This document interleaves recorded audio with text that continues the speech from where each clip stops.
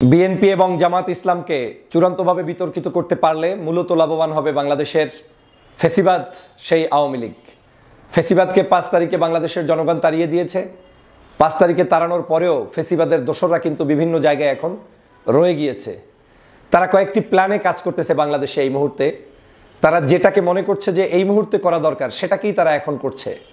যেমন তারা জানে যে শেখ হাসিনা যেহেতু 5 তারিখে আওয়ামী লীগের সবাইকে ফেলে রেখে পালিয়ে গিয়েছে, আপাতত খুব শর্ট সময়ের মধ্যে তারা বাংলাদেশে কামব্যাক করতে পারবে না। সে কারণে তারা ভিন্ন কিছু পরিকল্পনা নিয়ে মাঠে নেমেছে। তার মধ্যে অন্যতম একটি পরিকল্পনা হচ্ছে বাংলাদেশের এই মুহূর্তে যারা জনপ্রিয় দল রয়েছে বা আগামীর রাষ্ট্র ক্ষমতায় আসতে পারে সম্ভাবনা রয়েছে, ওই সকল রাজনৈতিক দলের মধ্যে অনৈক্য সৃষ্টি করো এবং ওই সকল রাজনৈতিক দলগুলোকে জাতির সামনে বিতর্কিত করে দাও। যাকে যেটা দিয়ে সম্ভব তাকে সেটা দিয়ে করে দাও। এমনকি কিছু কিছু ব্যক্তিবিশেষও ওই দলের মধ্যে সেট করে দেওয়া হয়েছে, যাতে তারা এমনভাবে এমন কিছু কথা বা বক্তব্য দিবে যে বক্তব্যগুলোতে আপনি ব্যথিত হবেন, আশাহত হবেন এবং মাস্টার প্ল্যান যারা করছে তারা এখান থেকে তাদের স্বার্থ উদ্ধার করবে। তো চতুর্মুখী ষড়যন্ত্রের কবলে এখন বাংলাদেশের দুটি বৃহত্তর দল বিএনপি এবং জামাতে ইসলামী। আমার অ্যানালাইসিস বলে বাংলাদেশের রাজনীতিকে সুপ্রতিষ্ঠিত করতে চাইলে, বাংলাদেশের রাজনীতিতে আগামী দিনের সুন্দর ভবিষ্যৎ করতে চাইলে এই দুটি রাজনৈতিক দল সহ ফেসিবাদ বিরোধী আন্দোলনে যারাই সম্পৃক্ত ছিলেন প্রত্যেকটি রাজনৈতিক দলগুলোকে টিকিয়ে রাখা এখন দেশপ্রেমিক নাগরিকদের দায়িত্ব। এই দলগুলো যদি টিকে না থাকে তাহলে এই আওয়ামী লীগই মূলত এখান থেকে বেনিফিট ভোগ করবে এবং তারা সে কারণেই উঠে পড়ে লেগেছে। তাহলে তাদের মাস্টার প্ল্যান কি? মাস্টার প্ল্যানের একটা অংশ হচ্ছে একদিকে এই দলগুলোর মধ্যে 2-1 এজেন্ট ঢুকিয়ে দেবে। দ্বিতীয় কাজ হচ্ছে বাহির থেকে তারা এমন কিছু প্রোপাগান্ডা চালাবে যেই প্রোপাগান্ডার মধ্যে এই দলগুলোর সম্পর্কে কুৎসিত ধারণা তৈরি করবে জনগণের কাছে এবং জনগণের কাছে সেটা প্রমাণ করতে গিয়ে আওয়ামী লীগকে ভালো করে দিবে চারিত্রিক দিক থেকে, সামাজিক দিক থেকে, অর্থনৈতিক দিক থেকে, বিভিন্ন জায়গায়, রাজনৈতিক জায়গা থেকে, নিরাপত্তার দিক থেকে বিভিন্ন বিশ্লেষণ করে মূলত আওয়ামী লীগকেই তারা পুনর্বাসন করার জন্য মাঠে নেমেছে। সহজ বাক্যটা হচ্ছে এরকম: আপনার ভাই একটু অন্যায় করছে, আপনার কাছে অপছন্দনীয়, আপনি এটা নিয়ে মাইকিং করে দিলেন, পাশের বাসার লোকটা আপনার বাসায় এসে বসে গেল এবং আপনার ভাইকে আপনি হারিয়ে ফেললেন। বাংলাদেশের আমরা দোষে গুণে মানুষ। কোনো রাজনৈতিক দল, কোনো রাজনৈতিক নেতা বলতে পারবে না যে পূর্ণাঙ্গ সে ভালো মানুষ, পূর্ণাঙ্গ সে নেতা, পূর্ণাঙ্গ তারই আদর্শে পৃথিবী চলবে না, এমনটা না। আমরা সবারই সংস্কার দরকার। বিএনপি একটি বৃহত্তর দল, অনেক বড় সংগঠনের অনেক বড় সমস্যা যেমন থাকে, অনেক বড় সম্ভাবনাও থাকে। বাংলাদেশের জনগণ এই দলটাকে নিয়ে অনেক স্বপ্ন দেখে, আবার এই দলের সমস্যা হলে সেটারও সমালোচনা করতে পছন্দ করে। জামাত ইসলামী বাংলাদেশের আপকামিং সর্বোচ্চ সর্ববৃহৎ একটি দলের বড় দল, যারা ইতিমধ্যেই বাংলাদেশের সেকেন্ড লার্জেস্ট পার্টিতে রূপান্তরিত হয়েছে। ভোটের ময়দানে দেখা যাবে যে কার কি অবস্থান হয়। সেই জায়গায় জামাত ইসলামের মতো দলকেও বিতর্কিত করার জন্য মাঠে নেমেছে একটি গোষ্ঠী। মূলত এরা চায়টা কি? তাহলে আপনাকে বিতর্ক করে দিল, আমাকে বিতর্কিত করে দিল, আরেকজনকে বিতর্কিত করে লাভটা কোন জায়গায়? আমার কি উপকারটা হচ্ছে রাষ্ট্রের?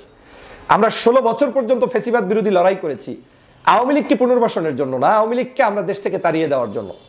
এই দেশের রাজনীতিতে অবদান রেখেছেন দেশনেত্রী বেগম খালেদা জিয়া। বিএনপির হয়ে, দেশের হয়ে, মানুষের হয়ে এখনো ঐক্যের প্রতীক হিসেবে তিনি কিন্তু বাংলাদেশের মানুষের কাছে সম্মানের আছেন। এই বাংলাদেশে নতুন করে যত ধরনের সমস্যা তৈরি হবে, এই সমস্যাগুলোকে মেকআপ করতে হলে দেশনেত্রী বেগম খালেদা জিয়াকে মানুষের পাশে দরকার ঐক্যের প্রতীক হিসেবে।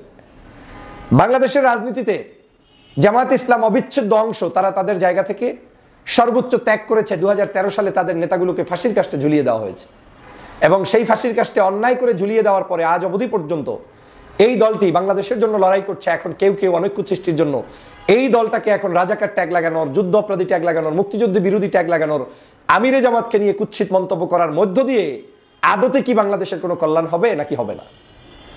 মূল চেতনাটা আপনার সঠিক রাখতে হবে যে আমার আসলে গেমটা কি, আমার আসলে গোলটা কি, আমি আসলে কি চাই। আমি কি বাংলাদেশে প্রতিদিন অস্থিরতা চাই? আমি কি প্রতিদিন বাংলাদেশের মারামারি কাটাকাটি চাই? আমি কি প্রতিদিনই একটার পিছনে একজনের পিছনে আরেকজনকে গুতাগুতিতে লাগাইতে চাই? আমি কি গৃহযুদ্ধ চাই? একটা শান্ত শিষ্ট বাংলাদেশকে যদি সুন্দর পথে এগিয়ে নিয়ে যেতে হয় তাহলে আমাদের প্রত্যেকের দায়িত্বশীল আচরণ পালন করতে হবে।